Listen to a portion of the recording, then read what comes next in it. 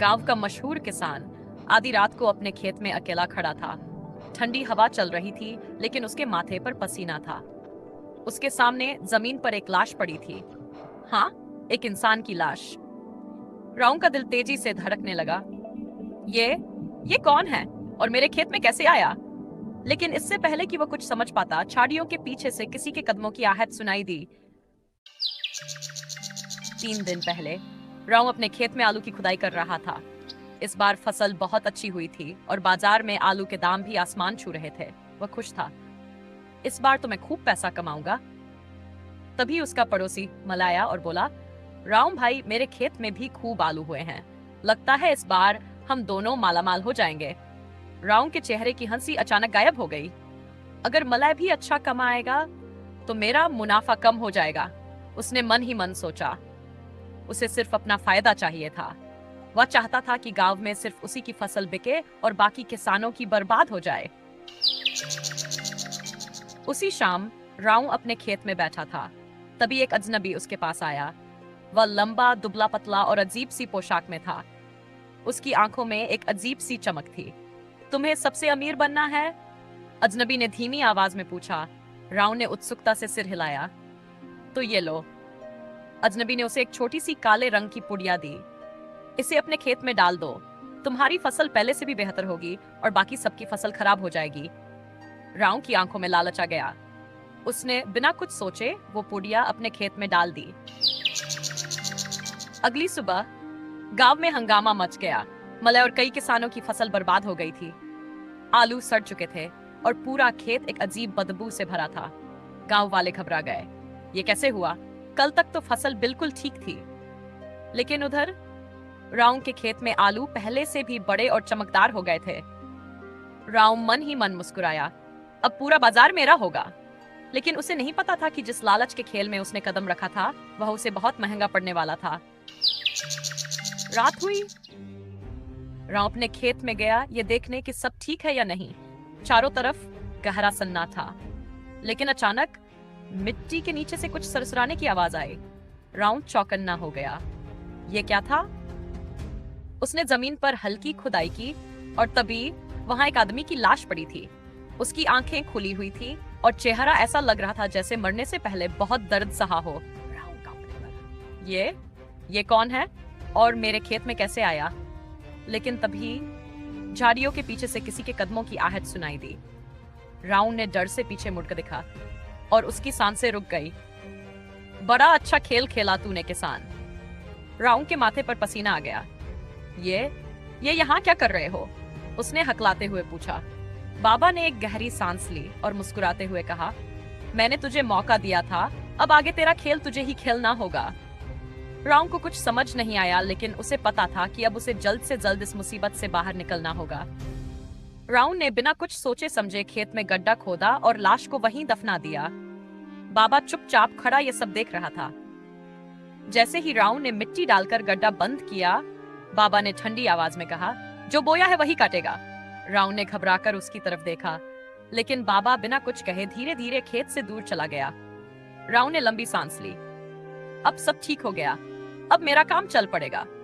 उसे इस खेल में सिर्फ अपना फायदा दिख रहा था। सुबह हुई। गांव में हंगामा मचा हुआ था।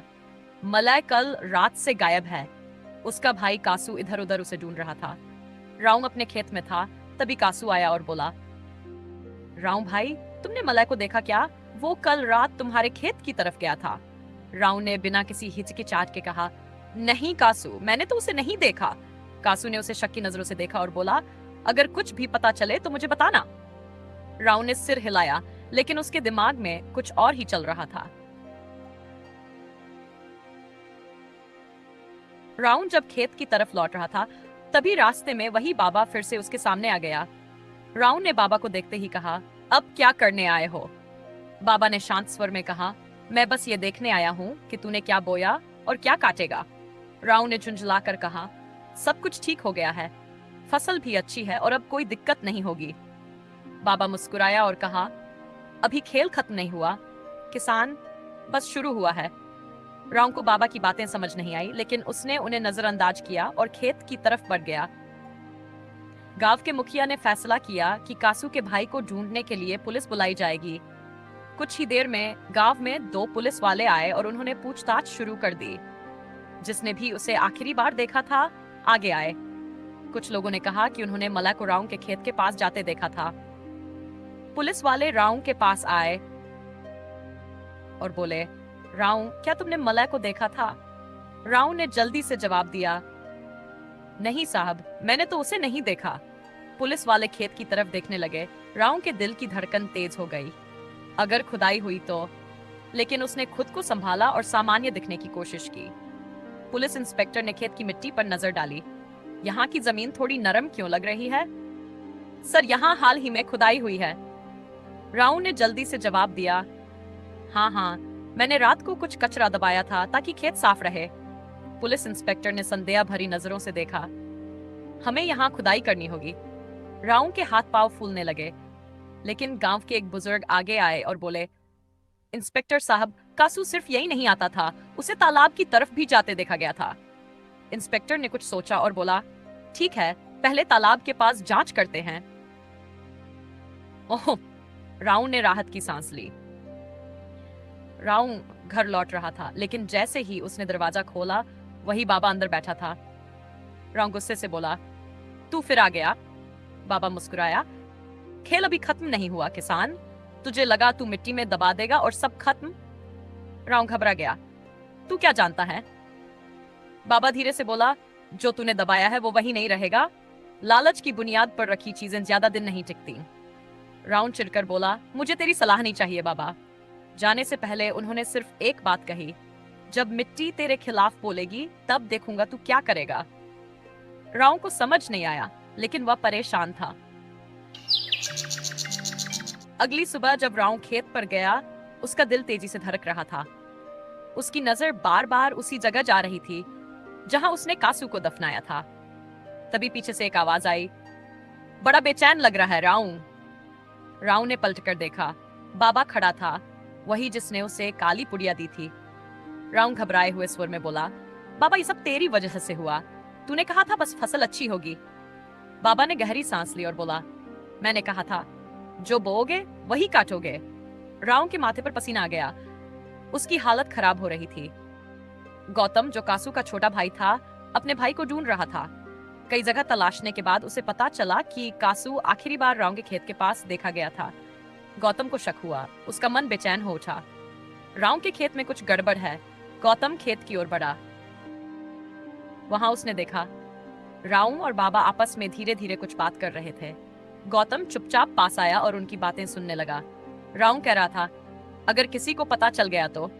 बाबा ने ठंडी आवाज में कहा, सच छुपता नहीं राउंड, ये धरती सब कुछ उगल देती है। अब गौतम को यकीन हो गया था कि कुछ बहुत बड़ा गलत हुआ है।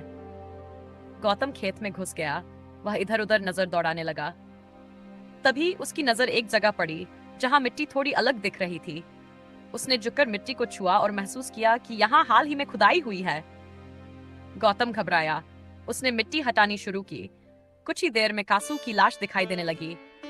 गौतम के होश उड़ गए। उसकी आंखों में आंसू आ गए। भैया! गौतम की चीख सुनकर गांव के लोग खेत की ओर दौड़े। गांव वालों ने देखा कासू की लाश मिट्टी में दबी हुई थी। सबके चेहरे पर गुस्सा और दुख था। गौतम ने चिल्लाकर कहा, इसी ने मेरे भाई को मारा है। गांव वालों ने राउंड की ओर देखा। राउंड कांप रहा था। मैंने उसे नहीं मारा। मुझे नहीं पता था ऐसा होगा। मैं बस अपनी फसल अच्छी करना चाहता था।